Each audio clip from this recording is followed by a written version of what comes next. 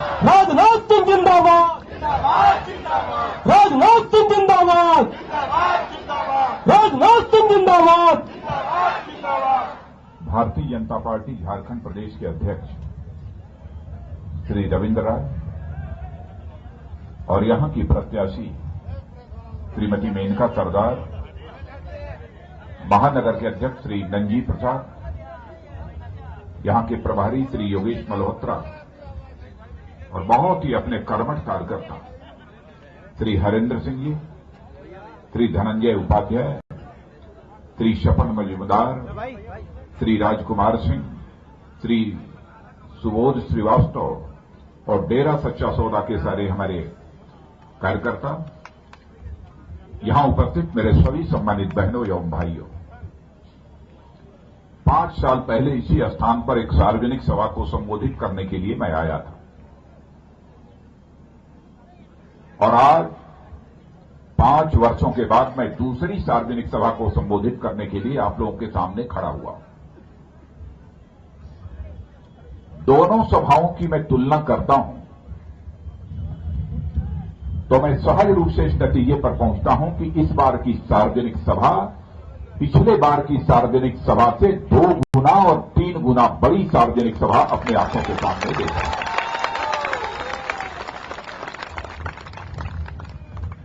और इस सभा को देखने के बाद मेरा विश्वास अब यह पक्का हो गया है कि पटका विधानसभा क्षेत्र की जनता ने यह मन बना लिया है कि इस विधानसभा क्षेत्र से जीत कर यदि किसी को विधानसभा में पहुंचना चाहिए तो श्रीमती मेनका सरदार को ही जीत कर पहुंचना चाहिए। वैसे मैंने देखा है कि जो एक बार विधायक रह लेता और लगातार यदि वह 5 वर्षों तक विधायक रहे तो सामान्यतः जनता का समर्थन इतने उत्साह और उमंग के साथ कभी प्राप्त नहीं होता है। लेकिन मेनका सरदार के लिए यह उमंग और उत्साह जो मुझे देखने को मिल रहा है, उसके कारण स्वाभाविक रूप से हमारी यह धारणा बनी है कि मेनका सरदार ने विधायक रहते हुए एक सेवक के रूप में, एक शासक के रूप में नहीं बल्कि एक सेवक के रूप में उन्होंने अपनी भूमिका को निभाया। और बहनों भाइयों, आप लोगों ने बहुत ही गर्मजोशी के साथ हम लोगों का स्वागत किया है, बहुत ही गर्मजोशी के साथ।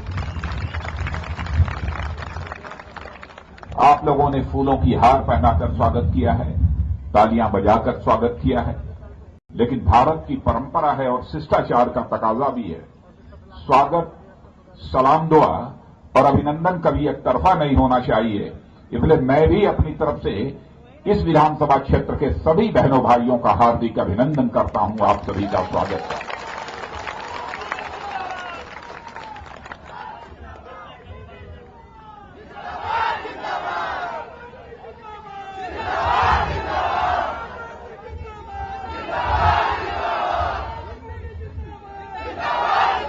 मैं आप लोगों से वोट मांगने क्यों आया? सरकारें तो आपने बहुत सारी देखी हैं, लेकिन भारतीय जनता पार्टी के स्पष्ट बहुमत के आधार पर यहां सरकार बनाने की अपील करने के लिए मैं क्यों खड़ा हुआ हूं, यह आप जानना चाहते हैं। और मैं आपको याद दिलाना चाहता हूं कि 1998 से लेकर 2004 तक इस हिंदुस्तान में आप लोगों ने श्रद्धेय अटल बिहारी वाजपेयी जी की सरकार के कामकाज को भी देखा है।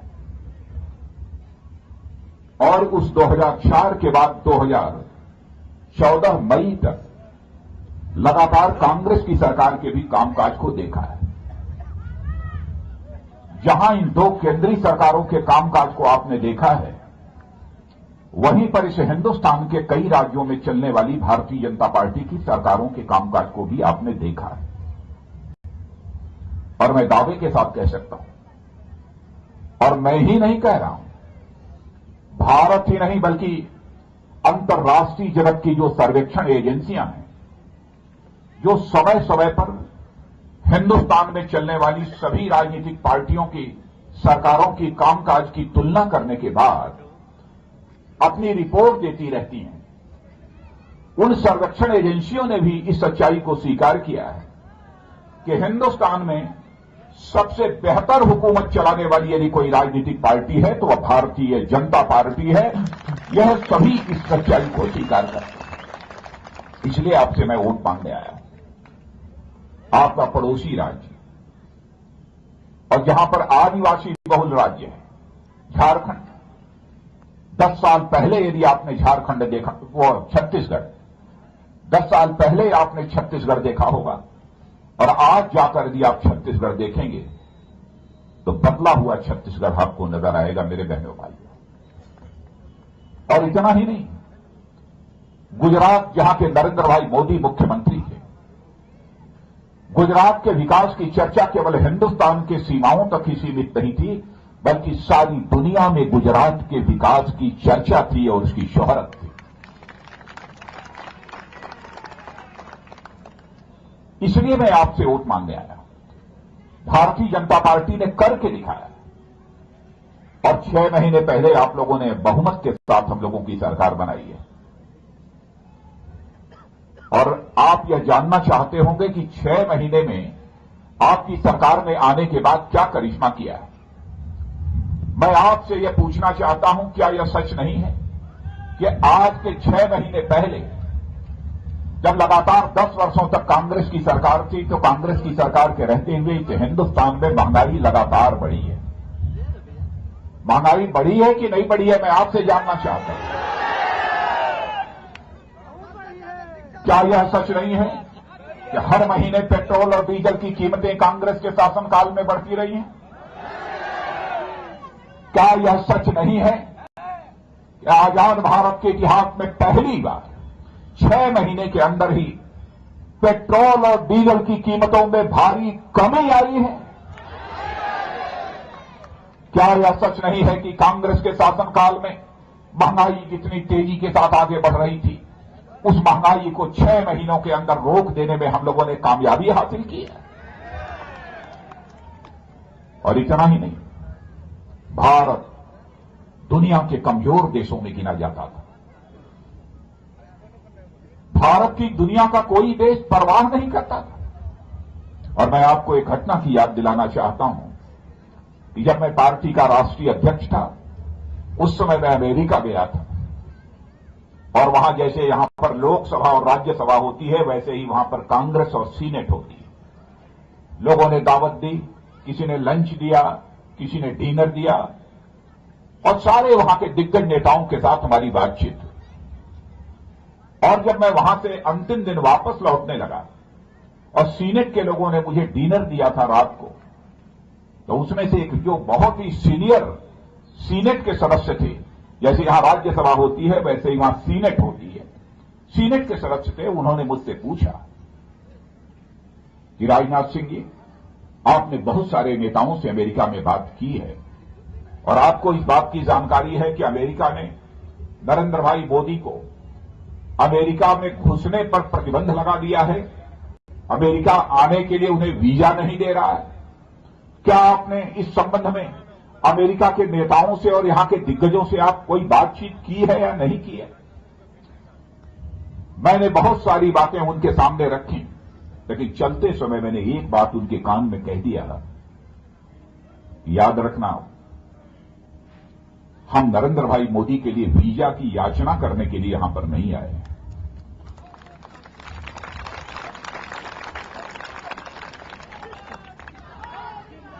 और यह भी याद रखना कि 6 महीने के बाद हिंदुस्तान की जनता ऐसे हालात पैदा कर देगी कि नरेंद्र भाई मोदी को अमेरिका आने के लिए वीजा की जरूरत नहीं होगी, बल्कि अमेरिका रेड कार्पेट बिछाकर नरेंद्र भाई मोदी का स्वागत करेगा।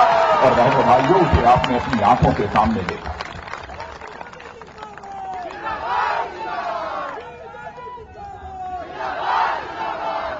अंतर्राष्ट्रीय जगत में भारत की साख और भारत की विश्वसनीयता बढ़ी है। अभी ऑस्ट्रेलिया में भी G20 दुनिया के 20 देशों का सम्मेलन हुआ था। आपने देखा था कि वहां पर सर्वाधिक लोकप्रिय प्रधानमंत्री के रूप में यदि कोई उभर कर आया है तो शख्स का नाम है नरेंद्र भाई मोदी, जो हमारे भारत के प्रधानमंत्री।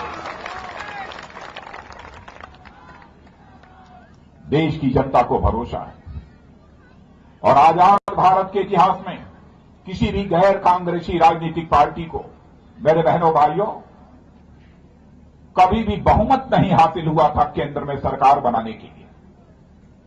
पहली बार किसी गैर कांग्रेसी राजनीतिक पार्टी को केंद्र में सरकार बनाने के लिए पूर्ण बहुमत हासिल हुआ है, तो आपकी पार्टी भारतीय जनता पार्टी को वह समर्थन हासिल हुआ है। मैं आपके प्रति भी आभार व्यक्त करना चाहता हूं और हिंदुस्तान की जनता के प्रति भी आभार व्यक्त करना चाहता हूं, जिन्होंने कि ऐसा पूर्ण बहुमत देकर केंद्र में हमारी सरकार बनाई है। चुनौतियां बहुत सारी हैं, बड़ी बड़ी चुनौतियां, लेकिन उन चुनौतियों पर हम विजय प्राप्त करेंगे, यह आपको यकीन दिलाकर जाना चाहता हूं। महंगाई इस देश के देशवासियों के समक्ष सबसे बड़ी चुनौती थी और महंगाई की दर जो बढ़कर 10% तक कांग्रेस के शासनकाल में पहुंच गई थी, उस महंगाई को 5% के नीचे लाने में 6 महीने के अंदर ही आप लोगों ने कामयाबी हासिल की। और आपको मैं यकीन दिलाता हूं कि बहनों भाइयों, आगामी 6 महीने के अंदर हम इससे हिंदुस्तान में पूरी तरह से महंगाई को रोक देंगे, महंगाई बढ़ने का नाम नहीं देंगे। क्यों नहीं हो सकता? प्रधानमंत्री की नीयत चाहिए, नीयत पे ही यदि खोट होगा और उसकी सरकार के रहते हुए भ्रष्टाचार यदि होगा, उसकी गलत आर्थिक नीतियां होंगी, तो स्वाभाविक रूप से देश में महंगाई बढ़ेगी ही बढ़ेगी। उसे कोई रोक नहीं सकता है। आपने देखा किसी 6 महीने के अंदर हम लोगों ने प्रधानमंत्री जनधन योजना प्रारंभ की है और यह फैसला किया है कि 1 साल के अंदर हिंदुस्तान में एक परिवार भी शेष नहीं बचेगा जिसका कि बैंकों में अपना खाता न खुल जाए। मैं आपसे पूछना चाहता हूं, इतनी बड़ी जमात यहां पर खड़ी है, क्या आप लोगों ने प्रधानमंत्री जनधन योजना के अंतर्गत 3 महीने के अंदर बैंकों में अपना खाता खोला है या नहीं खोला है? खोला है तो यह हाथ उठाइएगा, मैं देखना चाहता हूं कितने लोगों ने खाता खोला है। बड़ी संख्या में लोगों ने खाता खोला।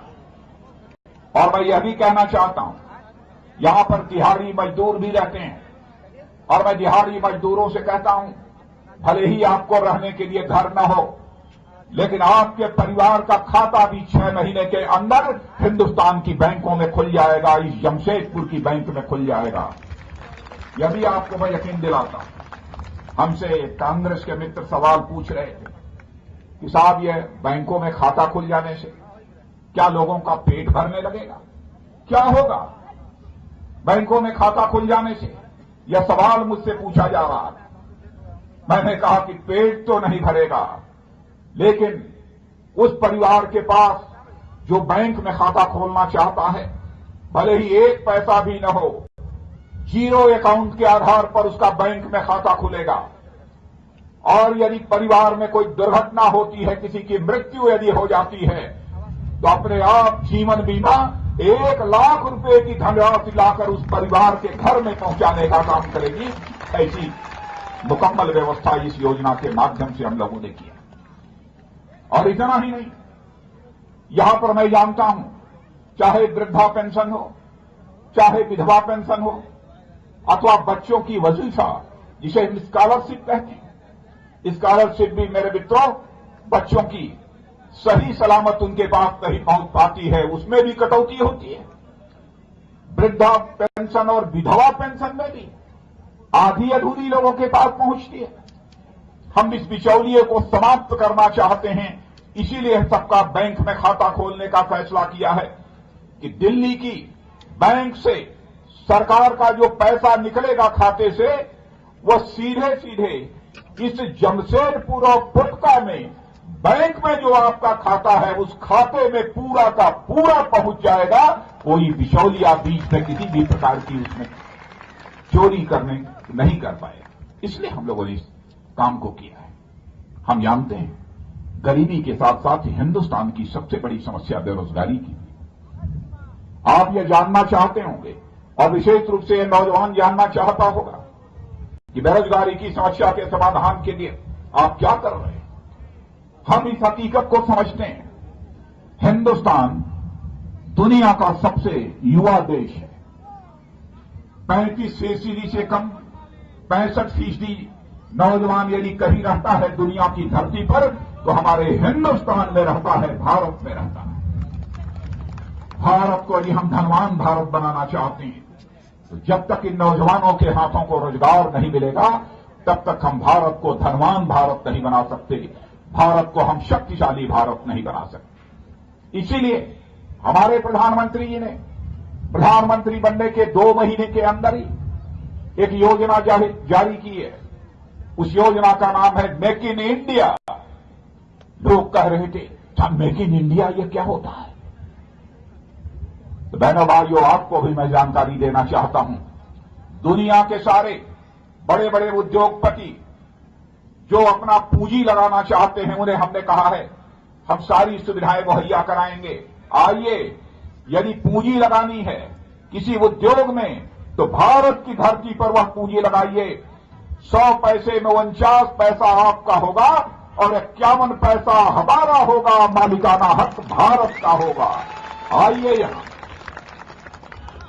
और हम यह देखेंगे कि इन फैक्ट्रियों के माध्यम से, उद्योगों के माध्यम से जो माल तैयार हो उसकी क्वालिटी दुनिया के दूसरे देशों में बनने वाले जो भी माल हैं उनसे बेहतर होनी चाहिए, ताकि आज यानी भारतवासियों के हाथ में कोई सामान आ जाए उस पर लिखा हो made in America, made in Germany, made in Japan, और एक सामान हो जिस पर लिखा हुआ हो मेड इन इंडिया, तो लोग कहते हैं मेड इन इंडिया यह तो पुअर क्वालिटी का है, खराब सामान होगा।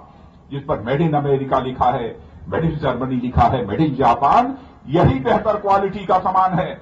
उस सामान को लोग खरीदना चाहते हैं, लेकिन 10 वर्षों के अंदर इस हिंदुस्तान में वह हालात पैदा होने जा रहे हैं मेरे नौजवानों कि हिंदुस्तान की धरती पर लगी हुई फैक्ट्रियों में जो माल तैयार होगा दुनिया के देशों में जाएगा।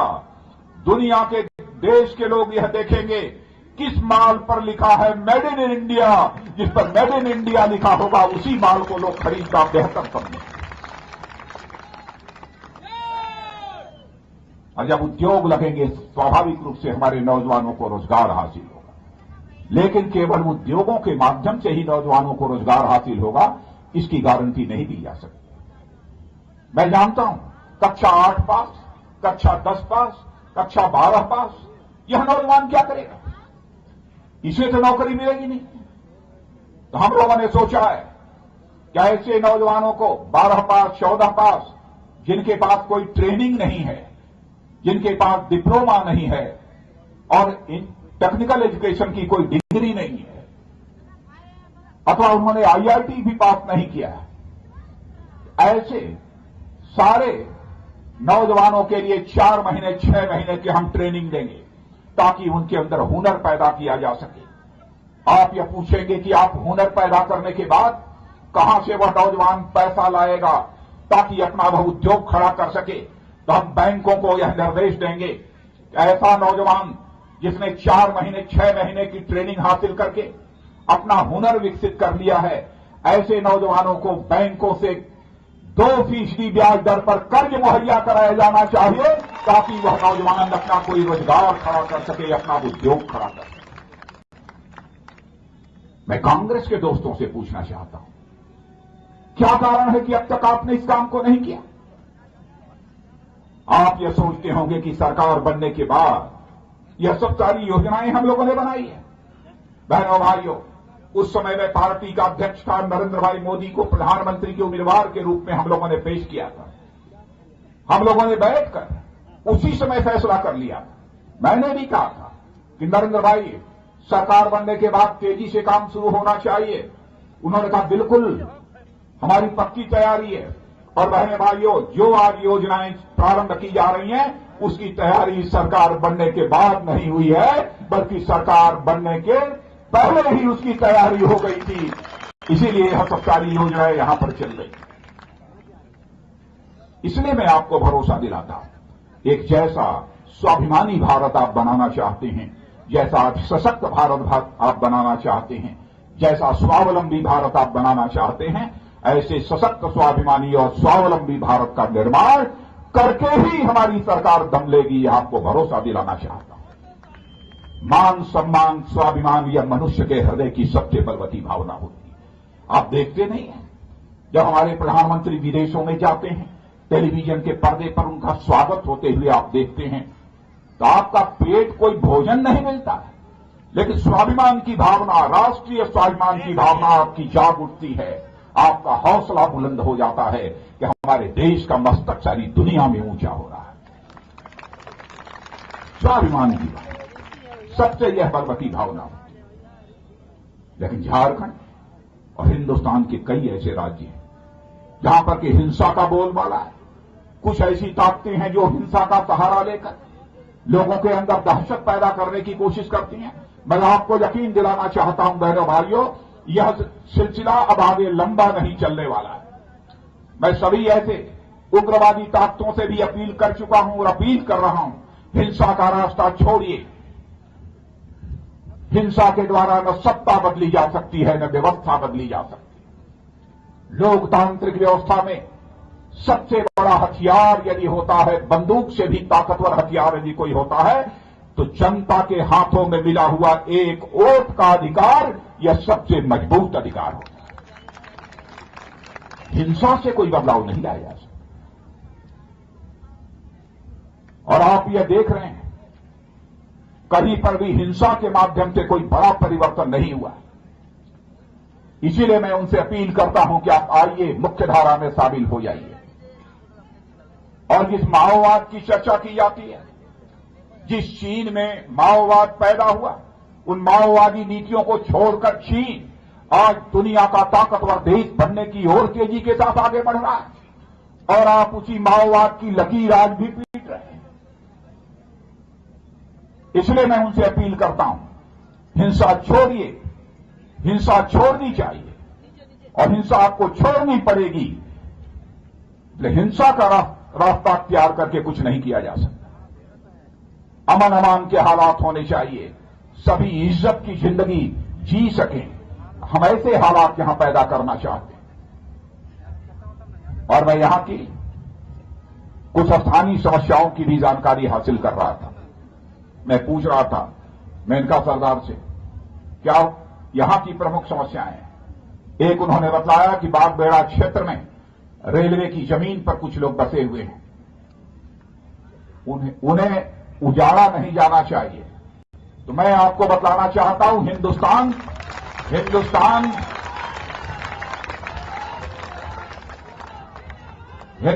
के हर व्यक्ति को हम खुले आसमान के नीचे नहीं रखना चाहते, बल्कि हर व्यक्ति के सिर को हम छत मुहैया कराना चाहते हैं, साया मुहैया कराना चाहते हैं।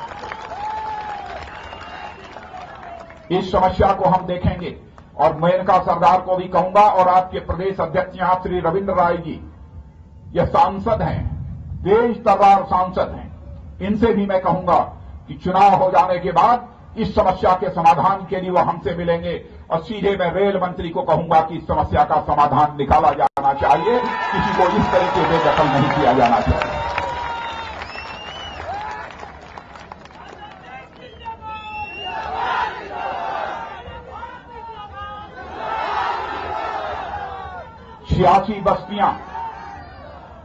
छियासी बस्तियां मेनका सरदार ने मुझे बतलाया कि 86 बस्तियों में रहने वाले लोगों को मालिकाना हक नहीं मिल रहा है। अरे सचमुच, जो जनता इस हिंदुस्तान की मालिक हो, उसको भी मालिकाना हक न मिले, और जो मालिकाना हक हुकूमत न दिला सके, ऐसी हुकूमत के रहने का कोई औचित्य नहीं है।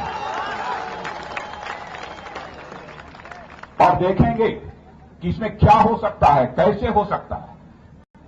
और मैं कहूंगा मेनका सरदार को, आप भी और हमारे रविंद्र राय जी, जो आपके प्रदेश अध्यक्ष हैं, सांसद हैं, इन सारी समस्याओं के संबंध में वह रेल मंत्री से बात करेंगे। यदि यह दोनों लोग आएंगे, समय तय कर लेंगे, तो मैं रेल मंत्री को बुलाकर अपने पास बैठाकर अधिकारियों के साथ मीटिंग कराऊंगा और इस समस्या का समाधान निकलवाने की मैं पूरी कोशिश करूंगा। पोटका क्षेत्र के ग्रामीण क्षेत्र की भी बहुत सारी समस्याएं हैं, वहां बहुत विस्तार में जाकर उल्लेख नहीं करना चाहता हूं। ग्रामीण क्षेत्रों में सड़कें उड़कें सब बन गई हैं ठीक ठाक कि नहीं? तो वैसे ही है। यह यूसील है, यूसील यहां, यूसील की खदान, ये क्या होती है भैया? अच्छा, यूरेनियम वाले को, यूरेनियम कॉर्पोरेशन ऑफ इंडिया कुछ ऐसा होगा, वही है। वही मैं सोच रहा था यूसील क्या है। वो बंद पड़ी है क्या? कुछ गड़बड़ कर दिया था आप लोगों ने? क्यों बंद पड़ी है? अच्छा अच्छा, ठीक। हाँ, और यहां पर कोई लड़कियों का कोई हायर एजुकेशन का कोई यहां पर कॉलेज वगैरह है कि नहीं? नहीं।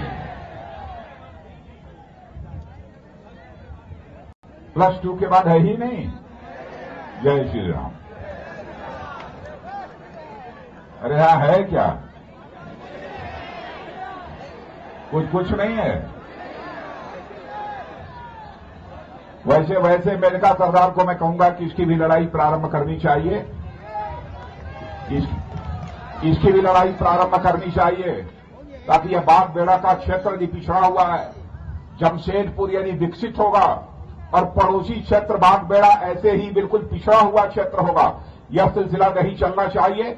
बल्कि यदि ग्रेटर जमशेदपुर बनाने की जरूरत हो तो उस पर भी विचार किया जाना चाहिए, ताकि उस क्षेत्र का भी विकास हो सके। केंद्रीय विद्यालय छोटी बातें तो हो जाएगा। चलो, शौचालय का तो अभियान ही चला है। हमारे प्रधानमंत्री जी ने कहा शौचालय बनाओ। लोग कह रहे थे कैसे प्रधानमंत्री हैं कि शौचालय बना रहे हैं। इसलिए हम लोग छोटी छोटी समस्याएं जिससे जनता को जूझना पड़ता है, उस पर हमने पहली नजर रखी। तो बहनों भाइयों, आपका समर्थन मिलेगा पक्का? मैं जाऊं कि नहीं जाऊं? पक्का? नहीं, ऐसे नहीं मानूंगा मैं। जब तक सारे लोग यहां से लेकर वहां तक, मेनका सरदार आप आ जाओ यहां। देखो, जब तक सारे लोग हाथ उठाकर नहीं बतलाएंगे, नहीं जाऊंगा मैं यहां से। हाँ, अब देखिए जरा फोटो ले लें। ये लोग फोटो ले, उधर